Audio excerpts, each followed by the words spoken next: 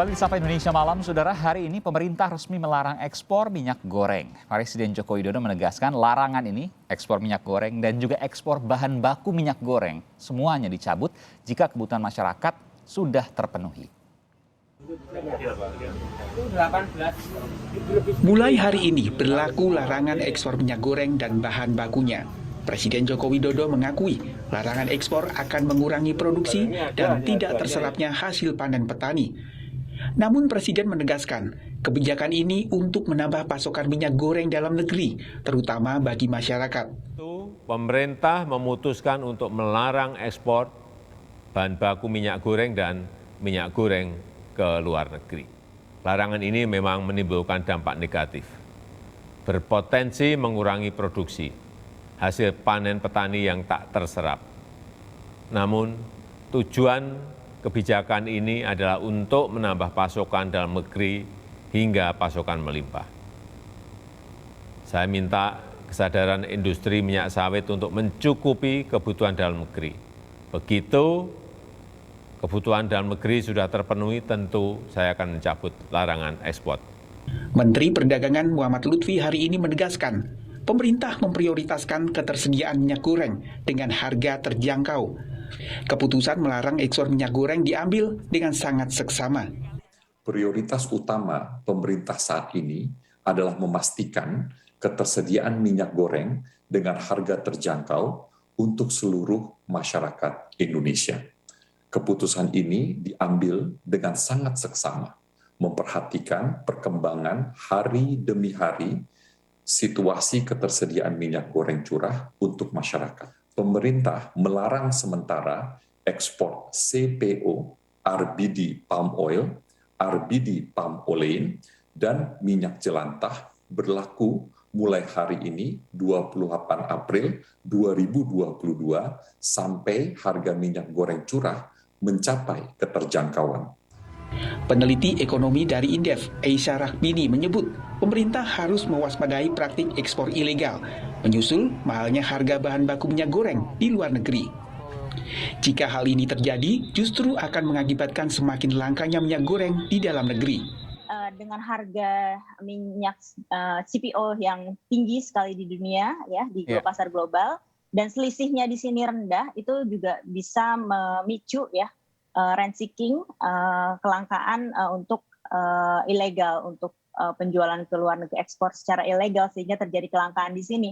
Dan bisa jadi juga harga di dalam negeri tidak bisa sesuai dengan yang diinginkan. Pemerintah telah melakukan berbagai upaya untuk menurunkan harga minyak goreng, mulai dari program minyak goreng murah, penetapan harga eceran tertinggi, hingga kemudian mencabutnya. Namun, harganya tak kunjung turun. Kini publik menunggu apakah kebijakan larangan ekspor mampu menyelesaikan masalah minyak goreng, terutama harga minyak goreng yang melambung tinggi. Tim Liputan Kompas TV. Saudara, kebijakan larangan ekspor minyak goreng diklaim Presiden untuk memenuhi pasokan dalam negeri dan mengatasi harga yang tak kunjung turun. Konon bisa turun dari kebijakan ini. Lalu seperti apa efektivitas kebijakan ini serta apa saja dampaknya setelah aturan ini resmi berlaku hari ini?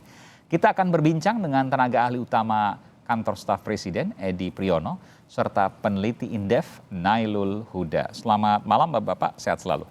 Selamat malam. Ya. Selamat malam, Mas. Saya ke Mas Edi dulu dari KSP. Mas Edi, betulkah kebijakan ini akan segera menurunkan harga minyak goreng di pasaran? Pertanyaannya bukan gitu kalau buat kita di pemerintah ya. Bukan apakah atau apa ya. Tapi bagaimana caranya supaya kebijakan ini efektif mencapai tujuannya, yaitu minyak goreng khususnya curah tersedia dalam jumlah besar. Presiden pakai istilah melimpah dan harganya sesuai dengan ketentuan pemerintah ya 14.000. Sekarang sudah HET. Ya, tapi kan di lapangan kenyataannya itu kan belum bisa 14.000 sesuai dengan HET. Masih di atas itu. Ya, HET ada yang 15.500 untuk minyak goreng curah. Betul, Mas Edi? Itu per kilo, 15.500 Oh iya, oke. per kilo. Ini 14.000 per liter ya. Baik, ya, baik. Sampai minggu lalu kami verifikasi ke lapangan itu semua masih di atas itu. Secara nasional juga rata-rata masih di atas. Masih oke, meskipun ada di beberapa pasar yang kemudian dijual dengan gelap ya, saya harus katakan itu, harganya di atas itu. Tapi untuk di bawah 15.500 per kilogram atau 14.000 per liter, nggak mungkin.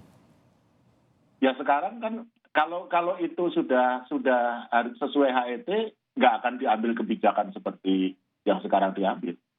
Kebijakan yang sekarang yaitu larangan ekspor itu kan diambil terutama karena kebijakan yang selama ini kita terapkan itu tidak efektif dalam arti tidak sepenuhnya mencapai hasil yang diharapkan. Misalkan untuk minyak goreng curah gitu ya. Padahal sudah diberikan subsidi kan. Subsidi diberikan kepada produsen sebesar selisih harga antara harga pasar katakanlah harga keekonomian dengan 14.000 itu. Jadi produsen itu nggak rugi gitu ya. Nah, sedangkan ternyata kenyataan di lapangan itu harganya di atas HET kan rugi 2 kali. Kita di lapangan misalnya di mana? Kalau di agen kan sama, saya juga turun langsung ke lapangan, di agen tetap HET. Cuma ketika masyarakat beli di pasar ya naik karena kan dari agen ke pasar mereka butuh plastik dan lain sebagainya. Nggak mungkin dengan harga yang sama, nggak ada untungnya dong. Betul, justru aturannya kan 14.000 itu kan harga di end user ya, itu di pedagang di pasar, bukan di distributor. Kalau gitu logikanya di agen harus diturunkan lagi dong harganya, Mas Edi. Betul. Oh, aturan HET itu bukan di agen atau di produsen. Aturan HET itu di konsumen. pasar tradisional di mana ya di konsumen. Di end user ya. Pasar tradisional. Iya. Betul. Oke. Jadi harga di agen ketinggian. Itu saya harus katakan itu. Betul ya? Judulnya itu. Iya. Harga di agen ketinggian. Harusnya berapa Mas Edi? Hitung-hitungannya? Ya kita bukan di situ karena ginilah kalau mau gampangnya ya. Setiap step itu marginnya mungkin sekitar 700 atau 800 gitu ya. Jadi kalau kita mau di end user itu 14.000, berarti di agen ya harusnya ya 13.000 lebih sedikit lah. 12.000, oke. Katakanlah turun 2.000 ya, 12.000. Sorry, 13.000. Enggak. Jadi marginnya itu antara 800 sampai 900 per liter. Oke, sekarang di agen 15.500 atau 14.000 lah katakannya, 14.000 per liter. Di end user atau konsumen terakhir di pasar bisa 18.000, 19.000 bahkan per kilogram atau 17.000 per liter. Yang ambil di agen itu bukan langsung pedagang di pasar kan, yang ambil kan orang lain lagi, sehingga pedagang di pasar ini ngambil dari orang yang antri itu, masing-masing kan minta margin kan. Jadi jadinya cukup jauh di atas. Meskipun saya cek ke lapangan mereka langsung sih dari pedagang itu langsung ke agen, tapi memang ada butuh plastik, kemudian ongkos, bensin, antri. Kecil itu Mas kemungkinannya, karena penjual minyak goreng curah ya di pasar itu kan bukan khusus jual minyak goreng curah, dia itu kan jual sembako. Sembako, betul.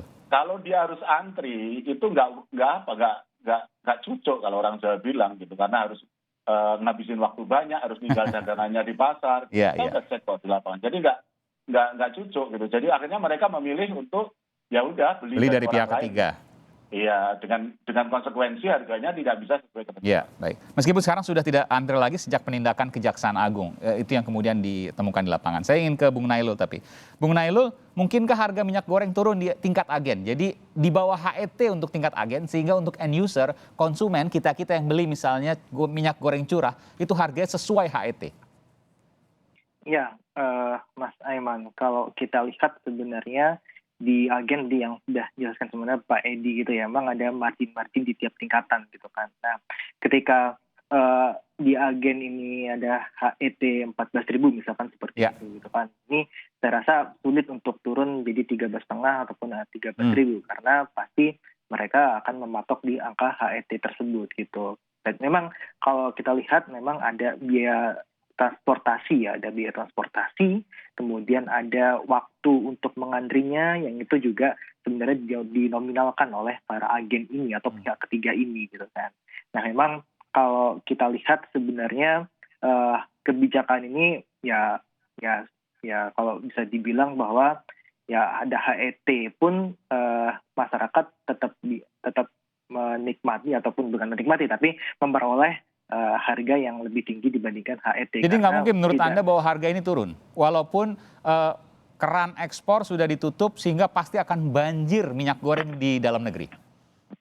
Kalau produsen itu diberikan HET, pasti produsen akan lebih memilih untuk menjualnya berada dekat di HET, Mas Aiman. Karena mereka diberikan peraturan bahwa kamu bisa jualan di angka 14.000.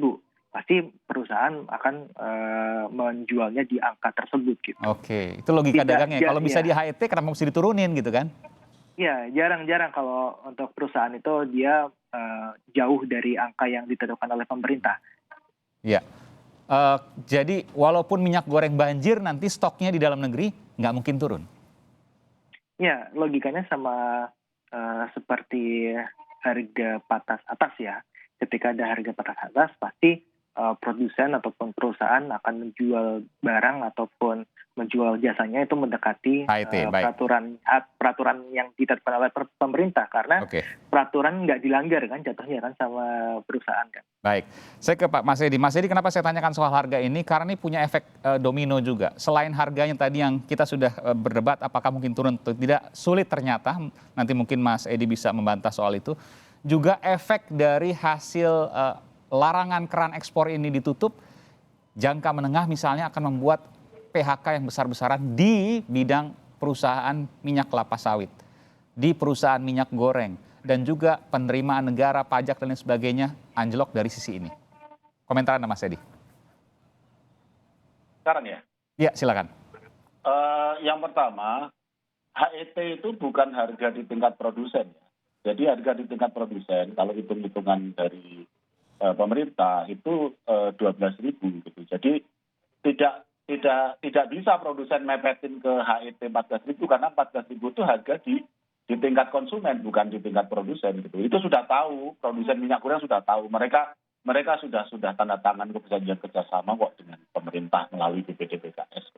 Nah, mengenai dampak ya kan sudah disampaikan Bapak Presiden, potensi dampak negatif itu tentu saja disadari. Tetapi kalau ini tidak lama kan potensi dampak itu kan minimal. Nah sekarang apakah akan lama atau tidak? Kalau saya pribadi tadi juga rapat di kantor, saya optimistis bahwa ini nggak lama. Kenapa? Karena semua pihak sekarang punya kepentingan. Pemerintah kan jelas punya kepentingan yaitu supaya minyak goreng itu banyak dan harganya sesuai peraturan pemerintah kan. Dan produsen sekarang punya kepentingan yang sama karena kalau harganya tidak sesuai dengan HET di tingkat konsumen, nanti larangan ekspor ini nggak dicabut. Nah sekarang kita punya kepentingan yang sama, oleh karena itu mari bekerja bersama-sama pemerintah dengan produsen CPO, produsen sawit untuk mencapai tujuan yang sama supaya nanti larangan ekspor ini bisa dicabut sehingga kembali bisa mengekspor dan kembali mendapatkan keuntungan seperti sebelumnya. Jadi saya optimistik ya, asal ada kerjasama dari semua pihak. Oke, jadi ini boleh saya katakan ini untuk memaksa para produsen untuk kemudian menurunkan harga. Memang. Oke. Bung Nailul, ini tujuannya dan apakah tujuannya akan tercapai nanti? Nggak akan lama karena mereka pasti akan segera menyesuaikan dan kemudian nanti harga akan turun. Iya, kalau didasarkan pada pasti perusahaan akan berkepentingan untuk terus berproduksi gitu kan ya. Berproduksi dan produksi itu harus diserap oleh pasaran gitu. Namun memang kalau kita lihat dampak turunannya ini yang saya rasa mengkhawatirkan Mas Aiman, bahwa memang pasti akan ada oversupply sebenarnya ketika ada larangan dari ekspor CPO gitu kan. Nah ini besarannya bisa mencapai 60% lebih untuk oversupply-nya gitu. Nah ketika oversupply pasti yang akan dampaknya adalah petani dari sawitnya gitu kan. Petani sawit sekarang menghadapi penurunan harga yang cukup drastis. Ya, dari 2.000 sekian TBS-nya itu menjadi sekitar 900 gitu kan. Ini penurunan yang sangat tajam sekali, Mas Aiman. Nah, yang kedua adalah apakah memang ada jaminan nih sebenarnya dari pemerintah bahwa ketika ada penutupan ekspor CPO ini itu bisa langsung untuk menstabilkan harganya gitu. Nah, kita lihat sebenarnya ini seperti adu kekuatan saja nih, Mas Aiman, antara perusahaan dari minyak goreng dan otomatis dari kebun kelapa sawit ya. Itu dengan pemerintah gitu. Pemerintah pasti akan memiliki ya kepentingan untuk ekspor, itu kan ada devisa juga di situ. Kemudian ada juga Badan Pengelola. Meskipun Presiden sudah mengatakan bahwa akan mengutamakan pasar dalam negeri. Memang ada penerimaan negara yang hilang, tapi mengutamakan pasar dalam negeri. Apakah kemudian nanti akan turun atau tidak, ini menarik untuk cermati. Tapi dari teori-teori yang ada, memang dilihat akan ada banjir atau tadi Anda katakan oversupply minyak goreng dan bahan bakunya di dalam negeri. Kita akan lihat nanti apakah akan turun dan tidak memunculkan apa yang Anda khawatirkan tadi terkait dengan produsen minyak goreng atau bahan baku, termasuk juga para petani sawit. Kita akan lihat nanti. Terima kasih Bung Nailul Huda dari Indef dan juga Mas Edi Priyono dari kantor staf Presiden. Terima kasih Bapak-Bapak, selamat malam, sehat selalu.